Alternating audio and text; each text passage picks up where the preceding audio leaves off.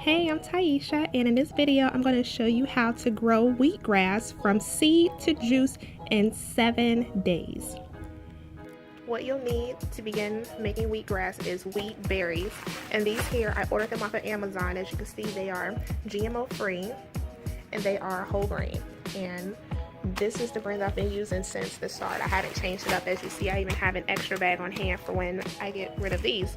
So you also need a glass bowl, you'll need water, and you'll also need 100% organic coconut peat. And it comes in a brick, it's dehydrated, and it lasts for a while. This is what I had left over from making wheatgrass the last time. And then I used 2 BPA-free trays. They're just small trays, but you can make as large of a tray that you need. You will also need some type of indoor plant lamp. This is the Arrow Garden from Miracle Grow. It originally was used for an herb garden, but since I don't grow herbs that much, I use it for my wheatgrass, and we'll use that later. After you open up your wheatgrass, what I usually do is just take a few handfuls and I put it into a glass bowl. Let's say we'll use about 3 or 4 handfuls.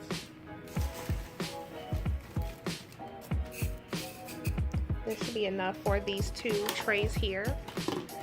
So we're going to put our bag to the side. Make sure you close that up when you're storing it.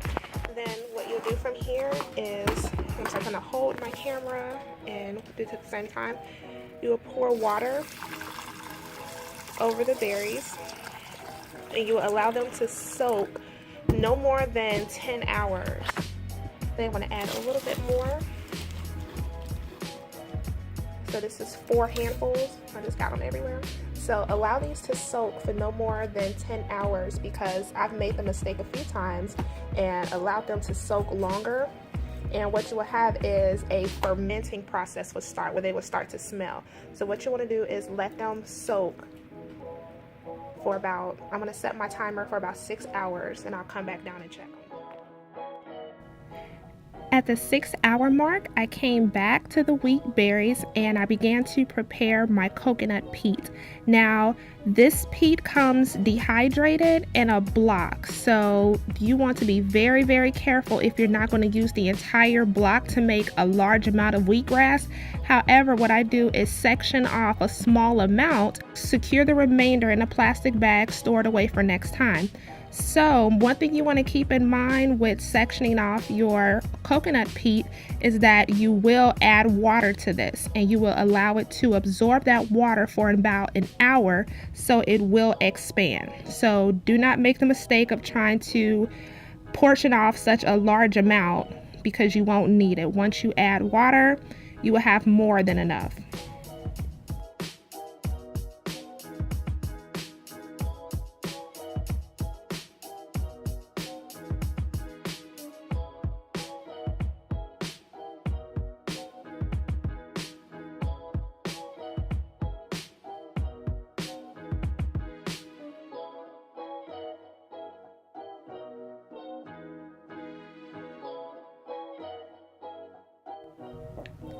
The coconut peat takes about an hour to absorb the water. From there, you will rinse and drain the water from your wheatgrass berries. I rinsed my mixture probably about 3 times, and then I began to take it from the bowl and place it on top of the coconut peat.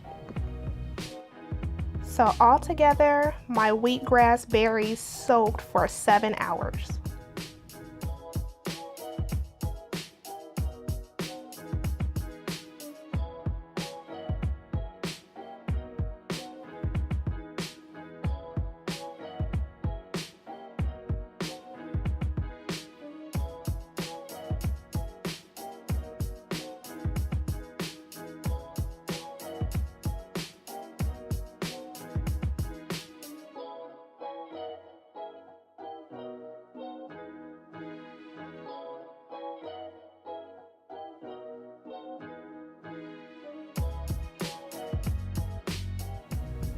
Here I took the trays and set them in position underneath the indoor garden light.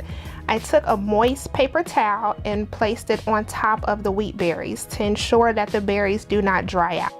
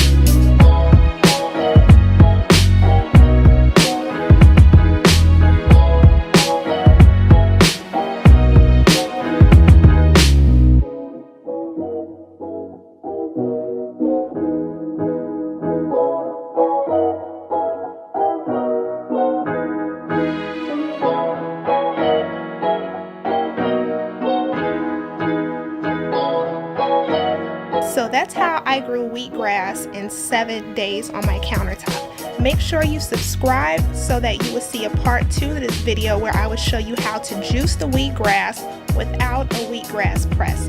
Make sure you give this video a thumbs up and you subscribe and follow me on my other social media platforms. Thank you for watching.